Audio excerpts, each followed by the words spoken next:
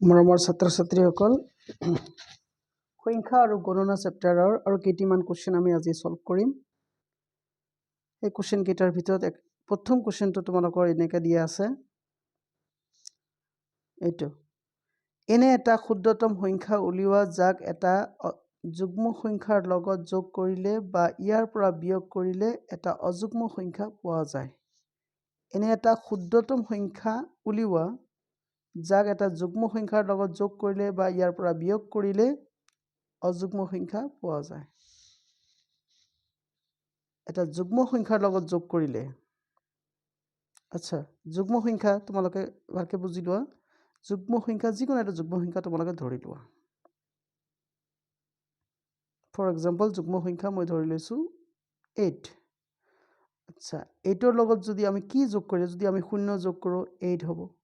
8 ৰ লগত যদি 8 ৰ পৰা যদি 0 বিয়োগ কৰো আমি 8 এটাই পাম। ইয়াত দুটাই যুগ্ম হৈ গ'ল হয়নে? গতিকে আমাক এই সংখ্যাটো আমাৰ নহব। গতিকে নেক্সট সংখ্যা আমি এটা লওঁ।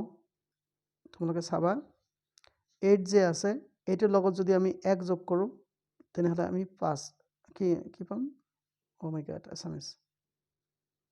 8 ৰ লগত যদি আমি 1 প্লাস কৰো তেনেহলে আমি 9 পাম। অথবা 8 ৰ পৰা যদি আমি 1 মাইনাস কৰো তেনেহলে আমি পাম 7। দুটা ক্ষেত্ৰতে অযুগ্ম সংখ্যা চাইছে। তেনেহলে আমাৰ অপচনটো কোনটো হ'ব? অপচনটো হ'ব আমাৰ যত 1 আছে হেইটোই মানে এইটোই। অপচন 2 আমাৰ ৰাইট আনসাৰ। এতিয়া পিছৰ কোৱেশ্চনটো তোমালোকে চাবা। ঘাত 10 ৰ ভিত্তিৰ তলৰ কোনটো এটাৰ শুদ্ধ প্ৰকাশ ৰাশি? হয়নে? তাৰ মানে 43,062 ৰ শুদ্ধ প্ৰকাশ ৰাশি কোনটো হ'ব? ঘাত 10 ৰ ওপৰত বেছ কৰি হয়নে?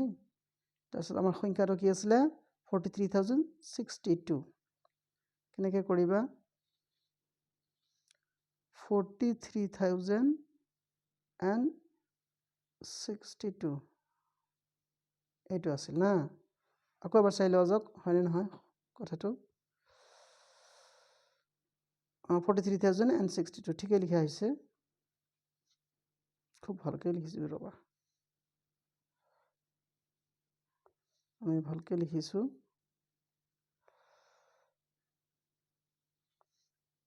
43,062। আচ্ছা এতিয়া ইয়াক আমি বিস্তৃত ৰূপত তোমালোকে গমে পোৱা যে বিস্তৃত ৰূপত ইয়াক কেনেকৈ লিখা হয়। বিস্তৃত ৰূপত লিখিবৰ হলে ফাৰ্ষ্টতে তোমালোকে 4 লোৱা। 4 লোৱাৰ পিছত ইনটু দিয়া 10 দিবাই তোমালোকে। এতিয়া 4 ৰ পিছত আমাৰ অংক কেইটা আছে? 4টা অংক আছে সেইকাৰণে টু দি পাৱাৰ 4 দিবা। এটা গ'ল টু দি পাৱাৰ 4। এটা গ'ল 4 কাম শেষ। এতিয়া আমি নেক্সটত আহিম কিহত? 3ত। এতিয়া 3 তোমালোকে লোৱা। 3 লোৱাৰ পিছত 3ৰ পিছত চাবা 3টা অংক আছে সেইকাৰণে তোমালোকে কি দিবা?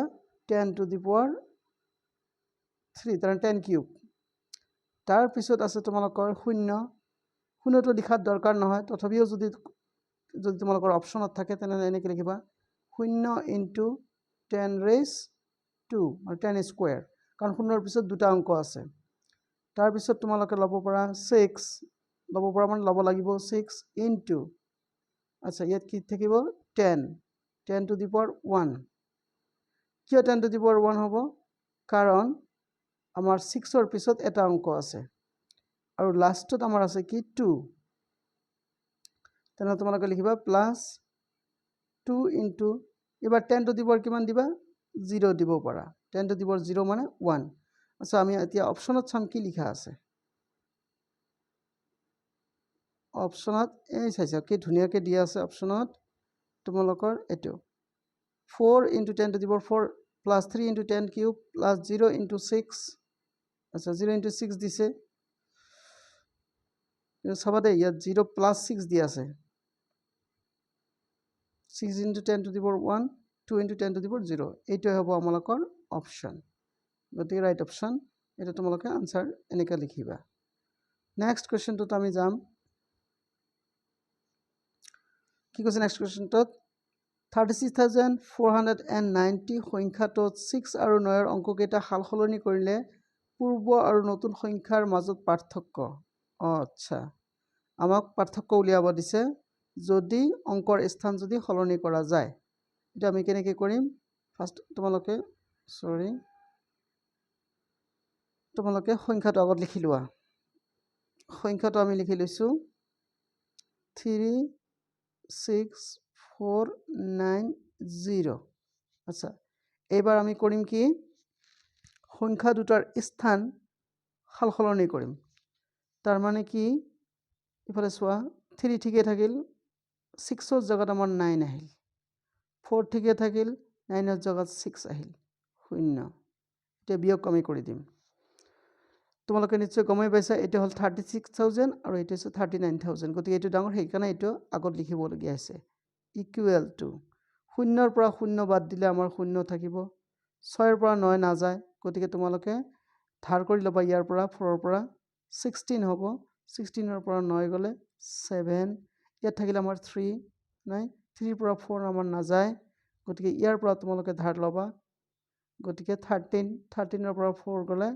9 গতিকে ইয়াত থাকিলে আমাৰ 8 8 ৰ পৰা 6 গলে কিমান থাকিব 2 থাকিব আৰু 3 ৰ পৰা 3 গলে তো 0 গতিকে এটা লিখাৰ দৰকাৰ নহয় তেনহলে আমাৰ আনসাৰ কিমান হল আমাৰ আনসারটো হল 2970 সোয়া যাকচোন এটা আসলে নাই 2970 এইটো অপশন তোমালোকে লক্ষ্য কৰিছা অপশন নাম্বাৰ 3 2970 এয়া আমালোকৰ আনসাৰ এতিয়া আমি পিছৰ অংকটোলৈ যাওঁ পিছৰ অংকটোত কি কৈছে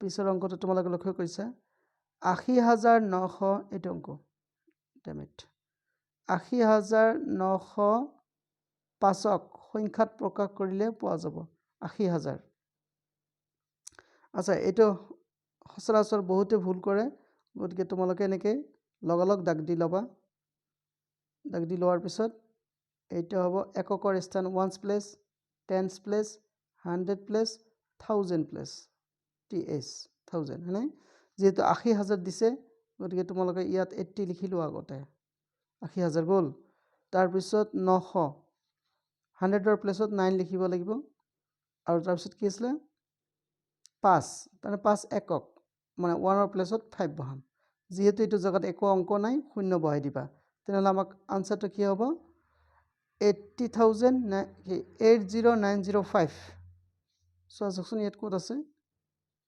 অপশন 2 তো তোমালোকে চাইছা 80905 ইয়াই হল তোমালোকৰ আনসাৰ গতিকে এনেকে তোমালোকে সলভ কৰিবা কিবা প্ৰবলেম পালে তোমালোকে কমেন্টত জনাবা মই হেল্প কৰিবলৈ সাজু আছো এনিৱে থ্যাংক ইউ আৰু হয় কি আমাৰ এইবিলাক সহজ সহজ অংক ইয়াতকে টাফ অংক আহি আছে মই স্টেপ বাই স্টেপ তোমালোকক বুজাই দিম থ্যাংক ইউ